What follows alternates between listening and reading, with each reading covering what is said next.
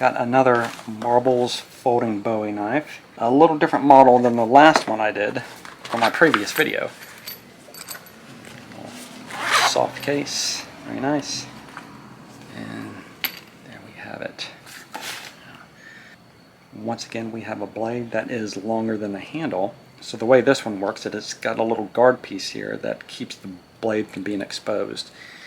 And when you want to open it, hold it out there. It's got the folding cross guards, and then this piece folds up to become the lock for the blade.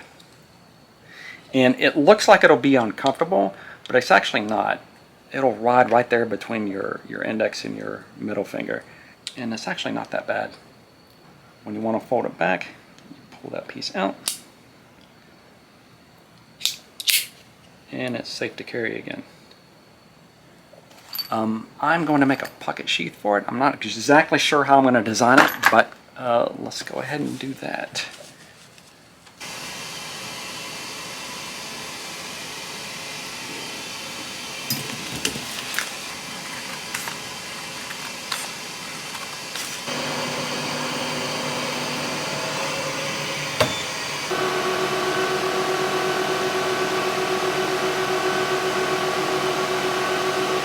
Okay, before I go any further, this video does have a sponsor. I don't make a lot on YouTube directly, so these sponsorships really help me continue making videos, so bear with me here. If you've watched my videos for a while, you recognize this. This is my xTool P2. This is my 55 watt CO2 laser, and it is great for cutting and engraving anything from leather to wood to acrylic. It can basically do it all except for metal, essentially. So I have other lasers that I use, but this is really my workhorse. But any laser that you use, you're going to be generating smoke and particulates and possibly dangerous fumes. So one of those nice user comfort things to have is one of these. It's particulate filters, or air filters. You can hook these up to your laser and have the air pumped through here, and it gets rid of all the smoke and the fumes and all that stuff like that. I am here in Texas, and during the summers it's not quite an oven in my workshop here, aka my garage. I do have a small portable filter over there that keeps it cool in just that one spot, but it is nice in the summer to not have to open up the garage door and let all the cool air out, and these will allow me to do that. I was surprised how fast the filters in these clog up and how expensive they are to replace, particularly if you're engraving or cutting wood or leather. That generates a lot of heavy smoke, and these filters get clogged up fairly quick. I say the filters lasted me probably a few months before they started packing up and basically becoming unusable. Let me see if I could do this. Sorry for the shaky camera here. I am doing this one-handed.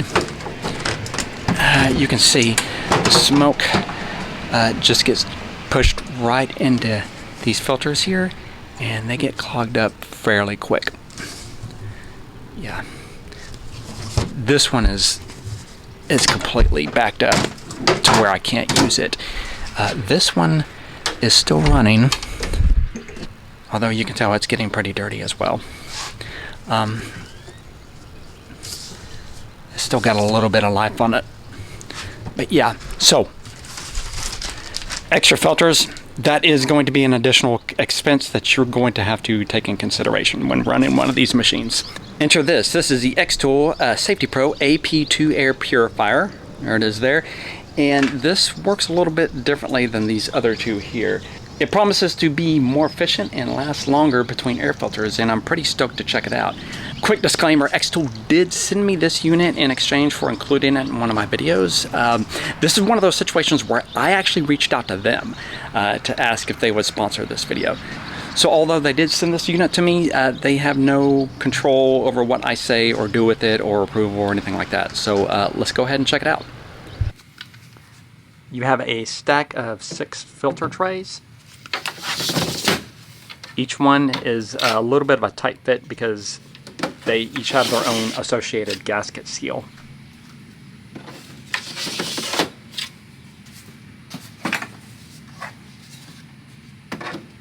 And here is the cyclone separator.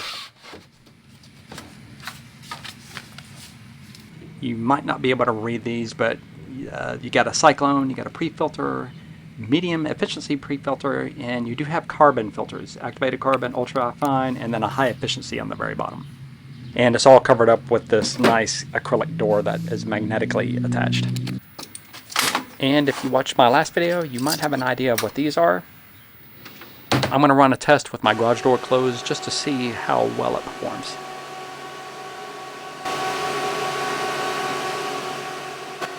And it's doing well. I've got my garage door shut, so this is fully enclosed now. There's no smoke. And I'm only getting the slightest hint of a scent of the leather being cut. These windows, by the way, they don't actually have a functional purpose except to be able to see down into your cyclone separator to see when it's gotten too dirty and needs to be cleaned.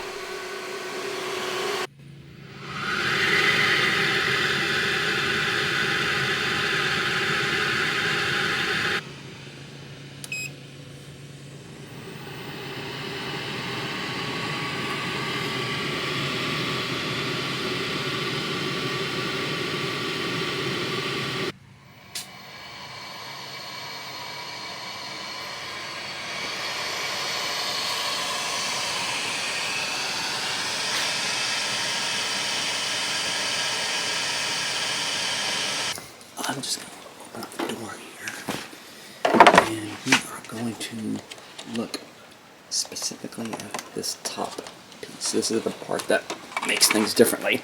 Sorry, and I'm using one hand to hold the camera with, and one hand for this. Obviously, this is the part that makes the AP2 different from my other air filters. This is the cyclone separator. This is the stage that sits on top of the filter stack. And I just wanted to take a peek inside here. Okay, so going off my extensive knowledge of fluid dynamics, here's how I think this works. This kind of works like one of those Dyson vacuum cleaners. So this is sitting on top of your traditional filter stack, and all the air is being pulled in through these two small holes here. The smoke-filled air coming from your laser, it comes in through here, into the machine here, and is channeled into either of these two chambers here, where it's pulled into these little mini cyclones through these small holes here at the top of each one. Hopefully you can see that. Where it's spun around, and the heavier particles get stuck to the walls of your mini cyclones, and the lighter particles continue on past this part here. You can't tell, but it's actually, there's a space. This isn't sitting flat up against these. This is actually raised up about a 1/16 of an inch, about a millimeter off. And the finer particles get pulled out and get sucked down into this hole here and into the rest of your filter stack. And the benefits to that is that, in other words, all this dirt that's in here isn't getting into your filter stack. So that's how that works. And then of course this section can be washed out with soap and water, unlike your regular filters can. So that increases the efficiency of all the filters that are sitting underneath that.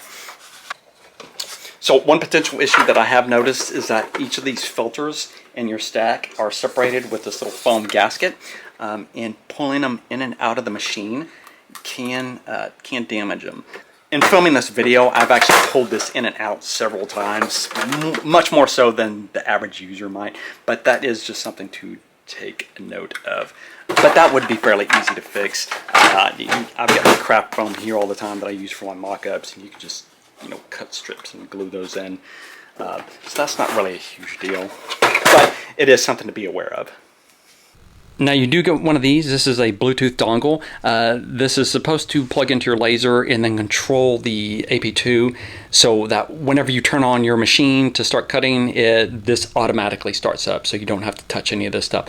However, this does not work with the original P2. This only works for the P2S and a select other series of lasers. So boo on that. I can't use this.